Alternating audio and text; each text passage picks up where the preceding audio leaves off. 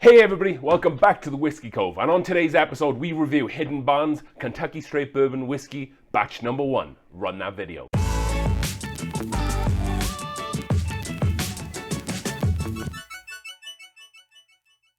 Okay then folks, let's get into this review, shall we? And again, we are reviewing today Hidden Bond Kentucky Straight Bourbon Whiskey, small batch number 1. And as usual, we'll read a little bit of information about the product and the brand from which I got from sources on the internet, from press releases or from their website. So Hidden Bond Kentucky Straight Bourbon is a new brand spearheaded by master distiller Royce Neely of Neely Family Distillery, Nate Winiger and Matt Dankner of Denver's 50 to 80 Whiskey Society, and Jackie Zykan, the former master taster of Old Forester. Zykan became well known in the industry as the driving force behind Old Forester's flavor profile and face for their marketing for many years. Her recent shocking exit warranted Old Forester to issue a press release announcing her departure from the company. Only weeks later, Zykan announced the launch of Hidden Bond, in which she is in charge of blending. The brand gets its name from the time during Prohibition when barns used to distill liquor illegally, which would cause black stains to develop on barn walls caused by a naturally occurring microflora that feeds on airborne alcohol. According to the company's press release, in a sign of solidarity and community, Kentuckians would paint all barns black to make the still barns indistinguishable from the others. So this bottle does not look like it has an age on it, but from the press release it was between 4 and 5 years. The mash bill for this is going to be 70% corn, 20% rye, and then 10% malted barley. So let's get into how the bottle looks and kind of like the label here. So no frills on the bottle, there's no glass etching anywhere. It's a very traditional kind of like standard craft whiskey bottle, so kind of no frills with the bottle there. I really like the front label here. It kind of has like a picture with like the words etched in for it. So if you look carefully, you can kind of see like a barn on the label there. Also, if you go to the back, there's a lot going on with this one. It gives it like a little bit of a spiel about the company and kind of like where the name comes from. There's a lot of different fonts and colors, kind of looks a little bit like a ransom letter, if I'm completely honest. Really hard to focus on reading it. But apart from that, you know, very sleek design bottle. Another label up to here, synthetic cork as well, good cork pop. And then we also have, at the back there, it says, distilled, aged and bottled by Neely Family Distillery in Kentucky. So let's get a pour this and let's get this review going. So then just looking at the whiskey in the glass right now, it kind of has like a deep copper kind of color to it. Also, it looks pretty viscous and pretty oily in the glass, so that's a good start. Really nice and thick there. So let's get into the nose a little bit on this one. So straight away I'm getting some sweet caramel notes, like a caramel syrup, which is very nice.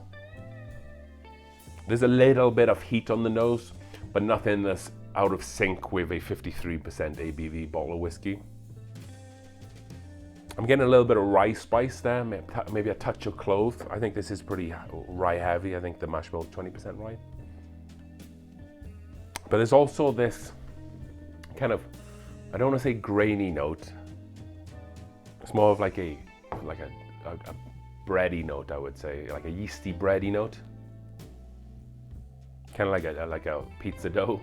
You know, if you've ever been to a pizzeria, if you've ever made your own pizza at home and you kind of get some pizza dough in your hands and you smell it, it smells exactly like that note.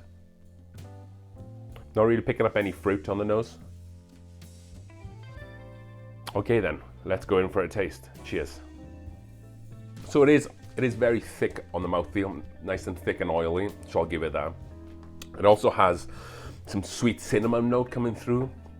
There's also a dark fruit there as well. I think it's kind of like a dark raisin. So this kind of tastes a little bit like those sweet cinnamon and raisin breads you can get. So like that combination tastes exactly like that. Let's go in for another taste here. So up front on the palate, you do get a really nice sweetness there. At the beginning, that kind of cuts through any heat, but then as the whiskey goes on, the heat kind of does take over a little bit there. Maybe that's coming a little bit from like the oak spice notes that kind of kicks up the peppery notes, but then that ethanol heat, that definitely does take over the palate. Let's go for another taste and see what the finish here is all about. It is a long and dry finish. There's some of that dryness coming from the oak spice there, but it's also very hot, which kind of dries out your whole palate or the whole finish. I am getting some like toasty notes as well, kind of like burnt bread notes there as well. So kind of like that pizza dough, or kind of like the bread pizza dough note that I was getting from the palate has kind of turned into this more like a toasty note.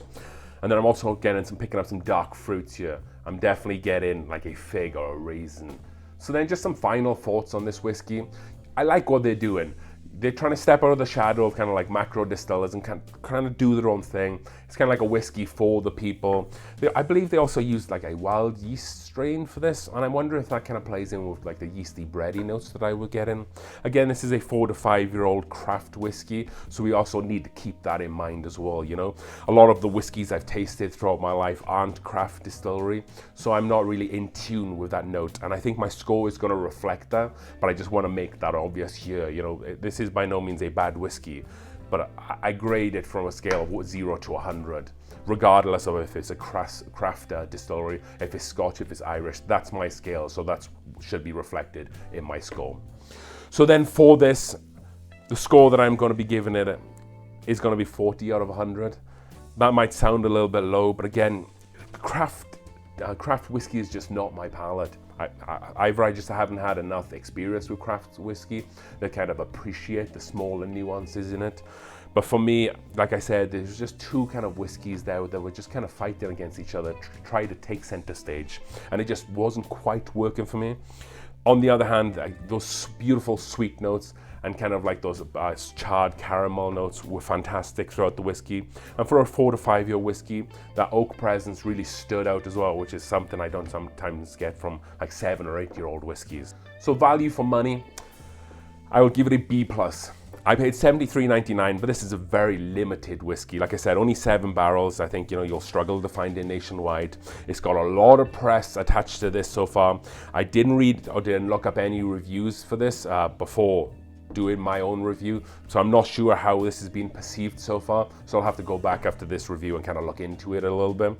Again, craft distillery, $73.99, you know, a very small batch. I think that's really good value for money.